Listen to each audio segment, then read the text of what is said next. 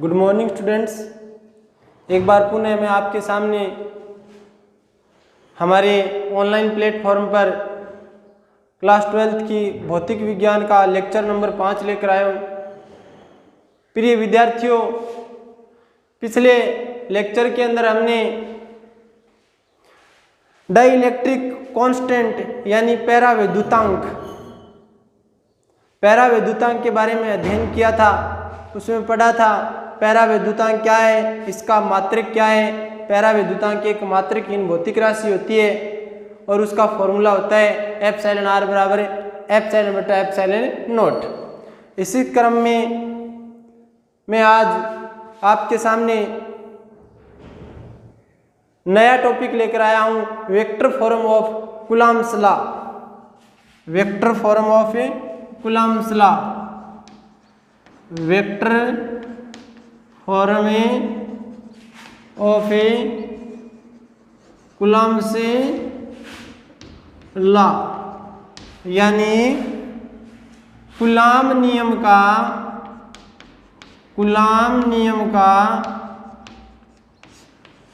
का सदिश निरूपण।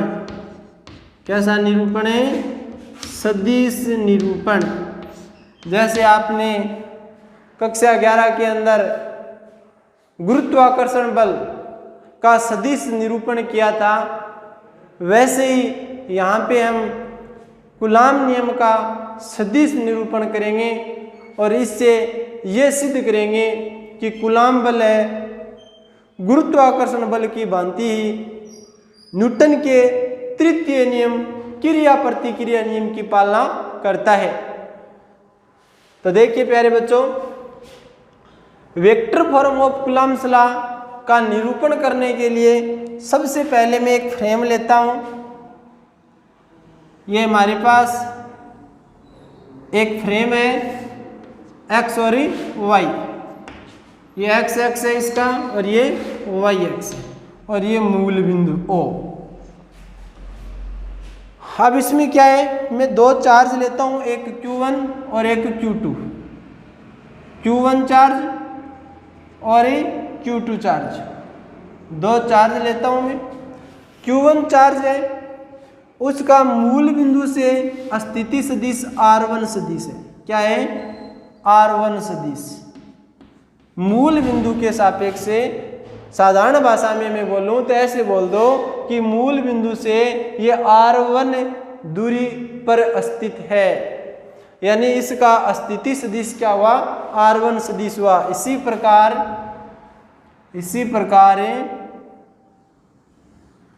Q2 आवेश का मूल बिंदु के सापेक्ष से स्थिति सदिश R2 सदिश है। कितना है? R2 सदिश है।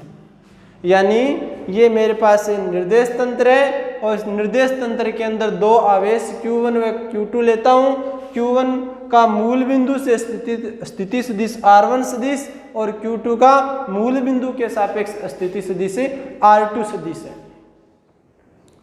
अब ये दोनों आवेश Q1 Q2 ये परस्पर एक दूसरे पर क्या लगाते हैं? बल लगाते हैं। तो प्यारे बच्चों, Q1 और Q2 के बीच की दूरी में इस प्रकार से डिनोट करूं, जैसे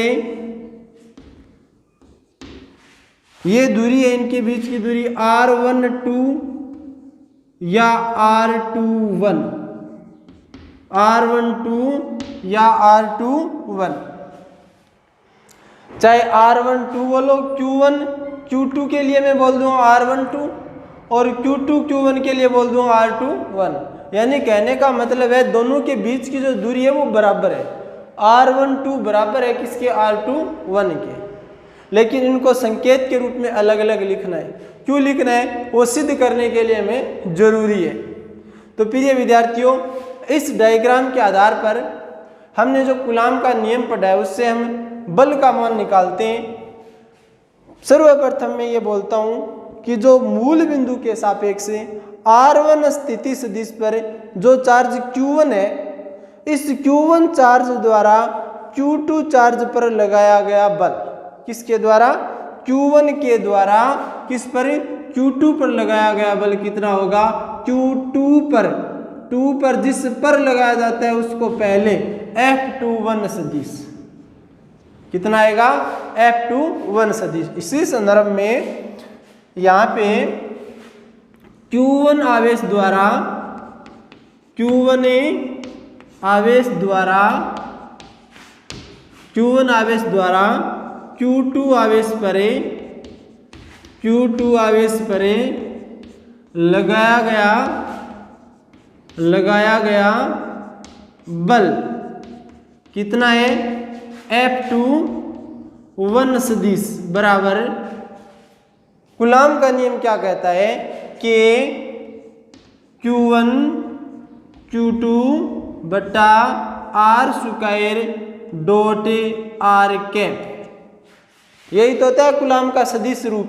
तो अब इसमें आप देखिए F21 है तो यहाँ पर भी क्या आएगी दूरी R21 की स्क्वायर और यहाँ पर भी क्या आएगी R21 की कैप, यानी इस अक्ष के अनुदिश। क्योंकि कूलाम के नाम अनुसार होता है F बराबर के Q1 Q2 बटा R square dot R cap. तो आपने क्या लिखा है कि Q1 आवेश द्वारा Q2 पर 1 के द्वारा 2 पर बल कितना लगाया जा रहा है F21, तो 1 से 2 के लिए दूरी आ जाएगी R21 और इसका एकांक सदिश क्या हो जाएगा R21 कैप। नेक्स्ट इसी प्रकार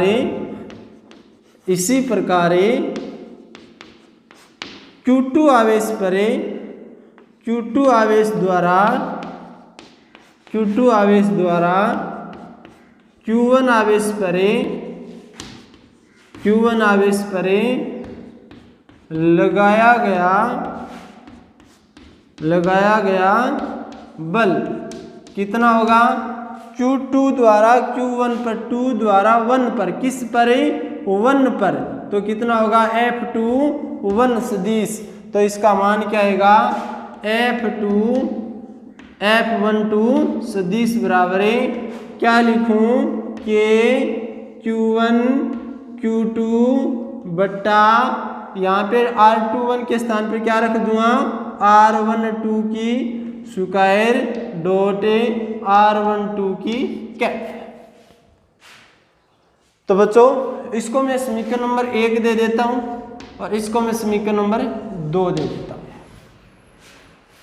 यानी दोनों जो फॉर्मूले हैं ये ज़्यादा कोई अंतर नहीं है दोनों में, क्योंकि दोनों ही कूलाम के नियम से। कूलाम का नियम कहता है दो स्थिर बिंदुवत आवेशों के बीच लगने वाला बल के Q1 Q2 बटा R स्क्वायर होता है। तो R के स्क्वायर के स्थान पे मैंने लिख दिया एक बार तो R12 और एक बार R21, लेकिन रियल में दोनों क्या है बराबर है। तो अब इसी क्रम में मैं ऐसे लिखूं कि चूंकि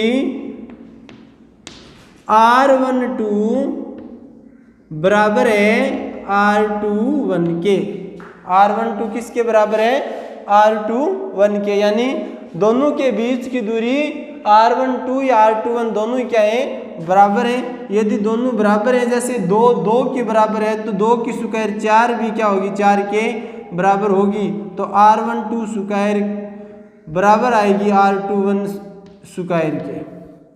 इसी क्रम में यानी दोनों ये यदि बराबर हैं तो अब आपको ये देखना है कि जो R12 कैप है वो बराबर होगा -R21 कैप के। किसके बराबर आएगा R12 कैप है किसके बराबर आएगा -R21 कैप के बराबर आएगा।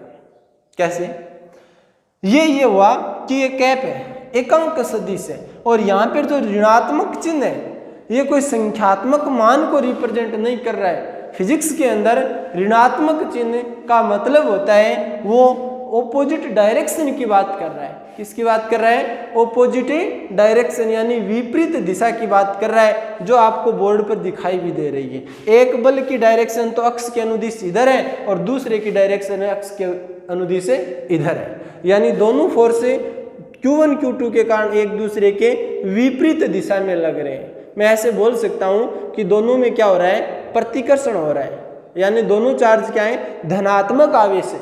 तो इसी क्रम में R12 कैप बराबर हो -R21 कैप के, यानी ये माइनस का चिन्ह ये बता रहा है कि R12 और R21 इधर से देखा दोनों बराबर हैं, लेकिन दोनों की डायरेक्शन क्या है, एक दूसरे के विपरीत है। एक की डायरेक्शन इधर है और एक की डायरेक्शन इधर है, दोनों एक दिशा में नहीं है।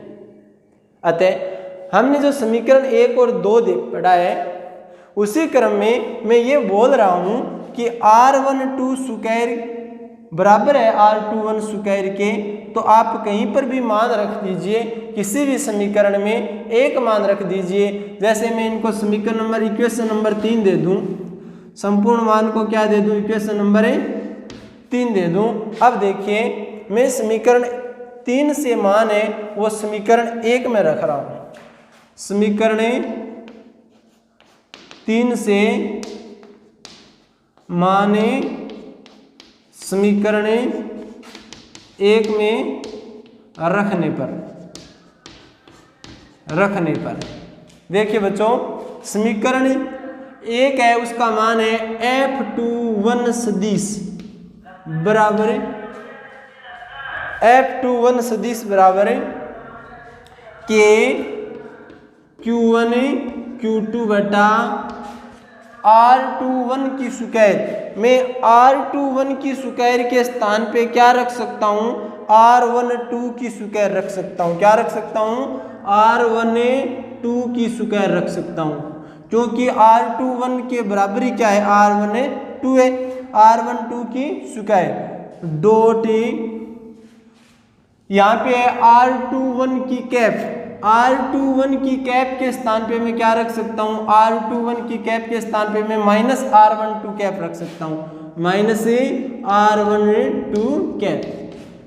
आप अपने जैसे मैंने यहाँ पे R12 कैप बराबर माइनस R21 कैप रखा है, तो अब मैं क्यों इक्वेशन नंबर 1 ले रहा हूँ, तो आप इसको ऐसे भी रख सकते हो कि R12 कैप, चलो अपने सहूलियत के अनुसार कर लेते हैं, R21 कैप बराबर है माइनस R12 कैप के।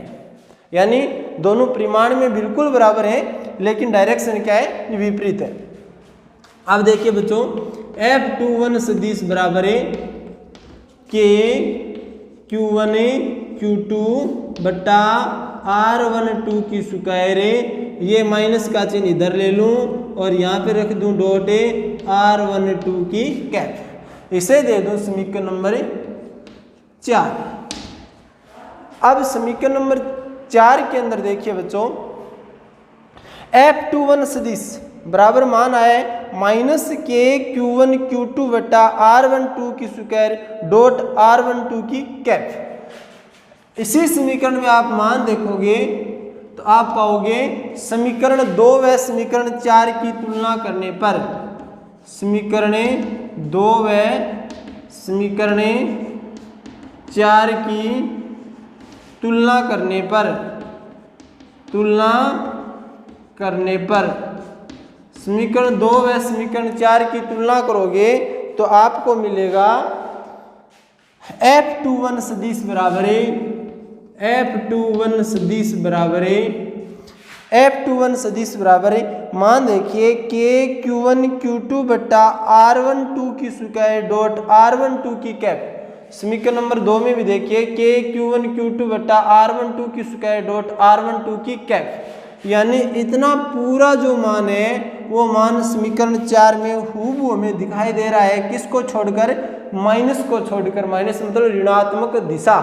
तो यहाँ पे मैं ऐसे रख दूं कि F21 सदिश का मान किसके बराबर है, F12 सदिश के, और यहाँ पे डायरेक्शन के लिए क्या आ जाएगा, माइनस का चिन्ह आ जाएगा। यह न्यूटन का तृतीय नियम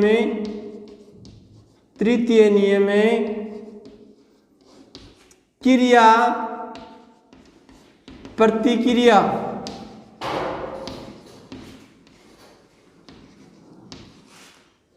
प्रतिक्रिया का नियम है।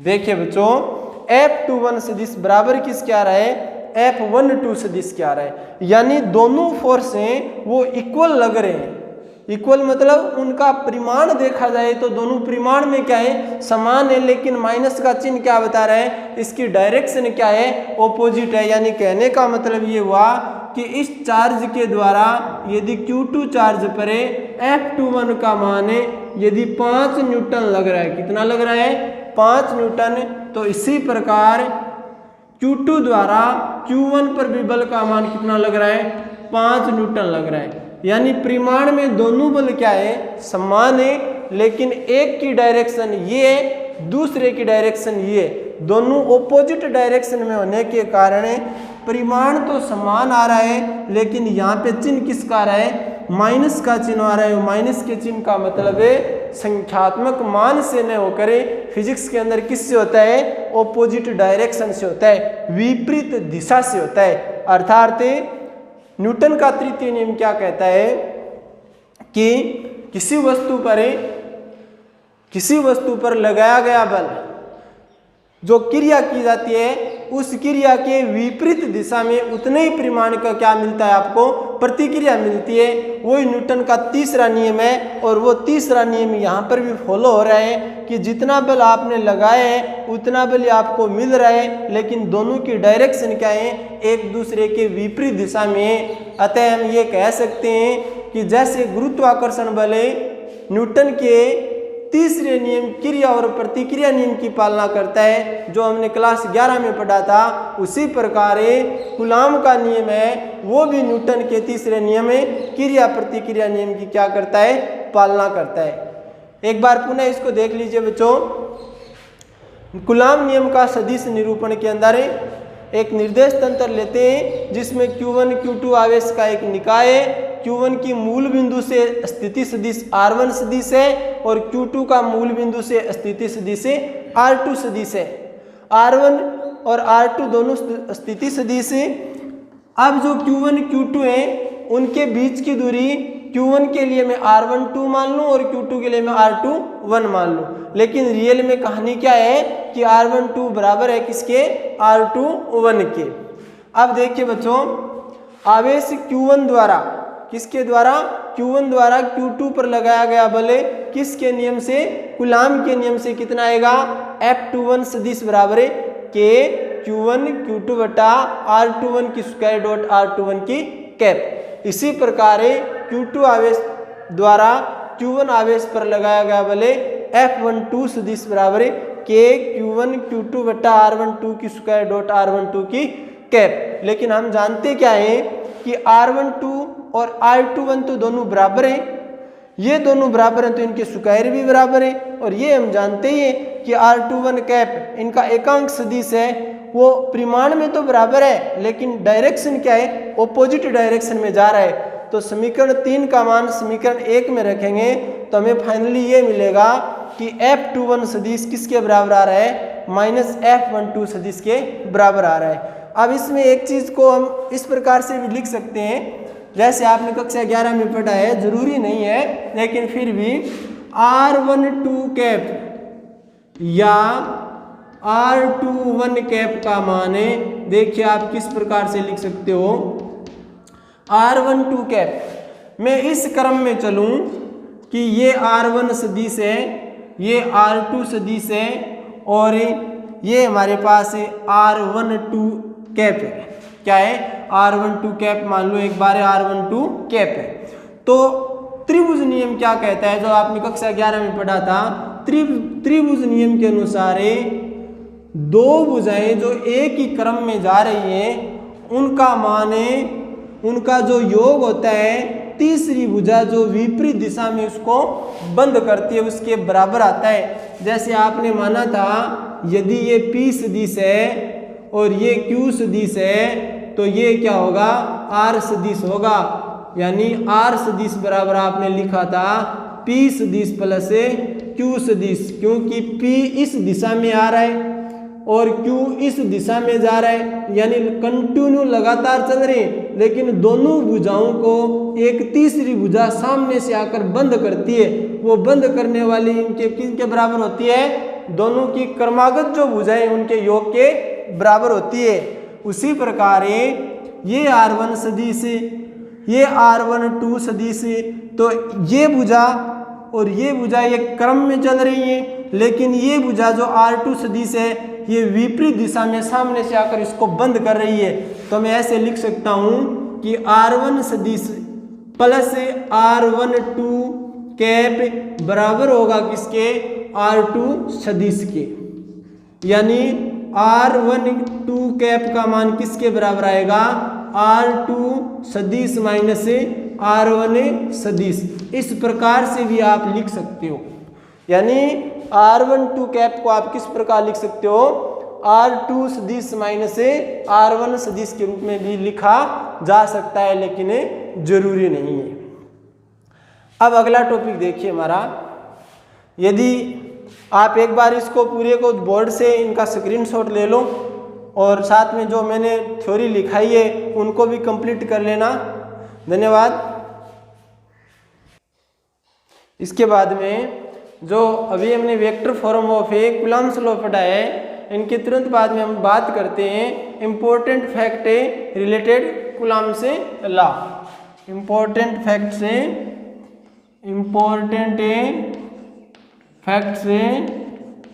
रिलेटेड कूलम्ब्स लॉ, यानी कूलम्ब के नियम से संबंधित महत्वपूर्ण तथ्य। कूलम्ब नियम से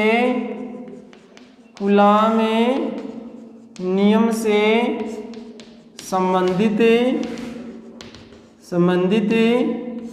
महत्वपूर्ण तथ्य। डियर स्टूडेंट्स, जो ये महत्वपूर्ण तथ्य हैं ये मैं आपको बीच बीच में बताते आया हूँ। जब से कूलम्ब नियम स्टार्ट किया है तब से मैं एक एक चीज़ आपको क्लियर करवा रहा हूँ, लेकिन फिर भी एक बार पुनः इन सबको एक साथ देख लेते हैं कि कूलम्ब नियम के महत्वपूर्ण तथ्य क्या क्या है। तो सबसे पहला महत्वपूर्ण इफेक्ट तो ये है कि कूलम्ब नियम है, आप साथ में लिख सकते हो कि कूलम्ब नियम में वर्ग व्युत्क्रम नियम की पालना करता है। वर्ग व्युत्क्रम नियम की पालना करता है। वर्ग व्युत्क्रम नियम यानी F व्युत्क्रमानुपाती होता है R स्क्वायर के। पहला, यानी कूलम्ब का जो फॉर्मूला निकाला था उसमें निकला था कि Q1 Q2 बटा R स्क्वायर, यानी दोनों आवेशों के बीच की दूरी के वर्ग के व्युत्क्रमानुपाती होता है। यानी कूलम्ब बल है वो वर्ग व्युत्क्रम नियम की क्या करता है, पालना करता है। 2 नंबर, कूलम्ब बल है वो अस्थिर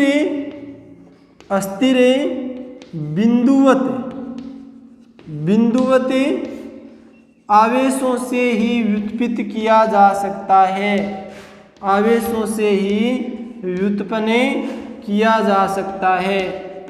व्युत्पन्न किया जा सकता है। कैसे, ये भी मैंने आपको बता दिया था कि कूलम्ब नियम के व्युत्पन्न के लिए आपको क्या चाहिए, बिंदुवत और अस्थिर आवेश चाहिए।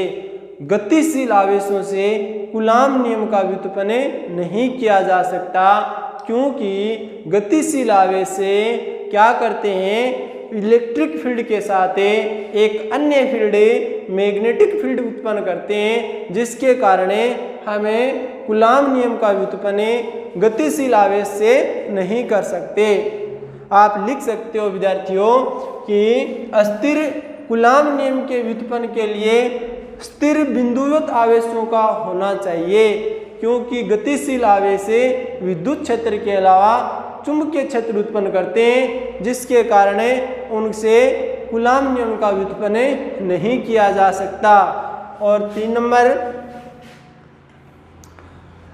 ये वर्ग व्युत्क्रम नियम की जब पालना करता है तो वर्ग व्युत्क्रम नियम की पालना करने वाले जितने भी बल होते हैं वो संरक्षी बल होते हैं। कौन से बल होते हैं, संरक्षी बल होते हैं। तो कैसा बल है कूलम्ब बल, संरक्षी बल है। कैसा बल है, संरक्षी बल।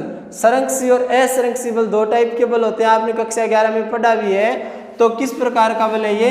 संरक्षी बल है। और व्युत्क्रम वर्ग नियम की पालना करने वाले बल केंद्रीय बल होते हैं। कौन से बोले? केंद्रीय बल। यानी कूलाम बल जैसे गुरुत्वाकर्षण बल होता है वैसे ही कूलाम बल केंद्रीय बलों की श्रेणी में आता है। एक तो संरक्षी बल होता है और एक क्या होता है? ये केंद्रीय बल होता है। इसी प्रकार कूलाम बल की और क्या क्या विशेषताएं होती हैं? व्युत्क्रम वर्ग नियम की पालना करता है, अस्थिर बिंदु आवेशों से उत्पन्न किया जा सकता है, संरक्षी बल होते हैं और ये क्या करता है? न्यूटन के तृतीय नियम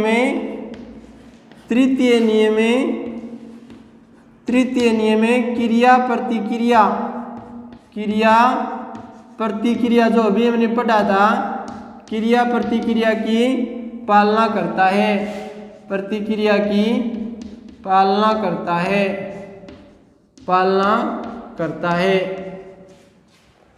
न्यूटन का जो तीसरा नियम है, अभी हमने जो कूलाम नियम का सदिश निरूपण किया था उसमें निकाला था, ये न्यूटन के तृतीय नियम की भी क्या करता है? पालना करता है। और न्यूटन को जो कूलाम बल है वो माध्यम बदलने पर